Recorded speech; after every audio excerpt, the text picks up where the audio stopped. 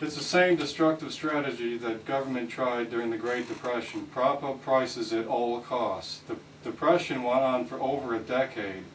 On the other hand, when the liquidation was allowed to occur and the equally devastating downturn of 1921, the economy recovered in less than a year.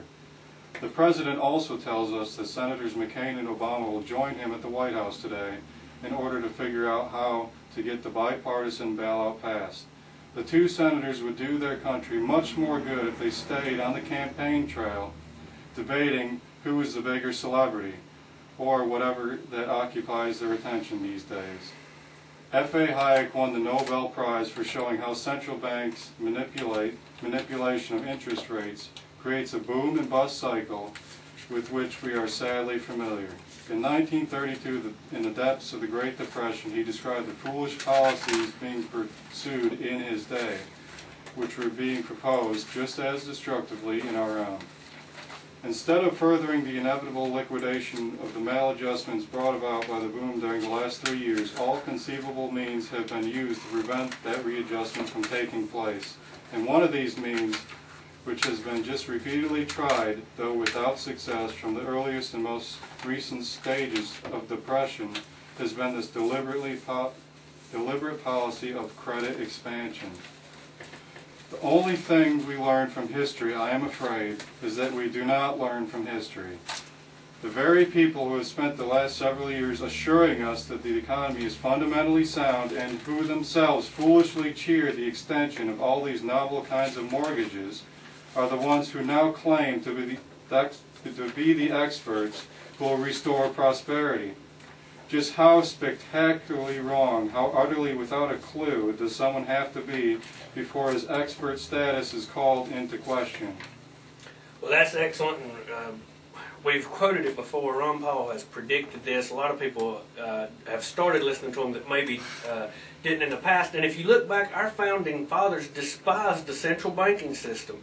And I urge everyone, if you don't know the story of the Federal Reserve, to please look into how this was put among the American people. It is the cause of all of our problems. It should be abolished, and we should return to a sound currency. I wanted to report on something else today, and feel free, we've still got time for phone calls, 336-998-9375.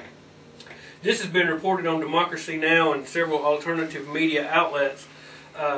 And it was in the Army Times. You can find it at armytimes.com. It is astounding to speculate that this is happening now while we're facing economic meltdown. The 3rd Infantry Division, 1st Brigade Combat Team, has spent 35 of the last 60 months in Iraq patrolling in full battle rattle, helping restore essential services and escorting supply convoys. It is not the first time that an active duty unit has been tapped to help at home. In August 2005, for example, when Hurricane Katrina unleashed in Mississippi and Louisiana, several active duty units were pulled from various posts and mobilized for those areas. But this is a new mission, marks the first time an active unit has been given a dedicated assignment to NORTHCOM, a joint command established in 2002 to provide command and control for federal homeland defense efforts and coordinate defense support of civil authorities. After 1st BCT finishes its dwell-time mission, expectations are that another, as yet unnamed active duty brigade will take over and that the mission will be a permanent one. The 1st BCT soldiers also will learn how to use the first ever non-lethal package that the Army has fielded.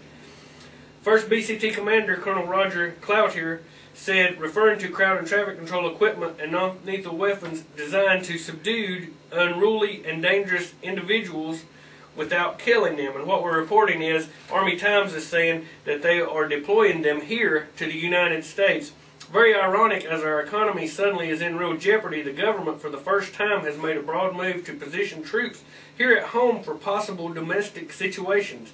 The timing is very suspect, as our economic future is dangling in the balance.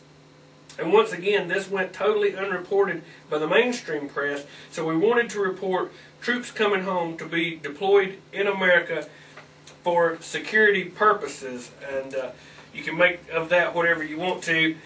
This was sent in to us, and I thought this was very interesting. This was in the Associated Press and then was covered with the Winston-Salem Journal. More Iraqi refugees to be allowed in the U.S. Number too low, critics say.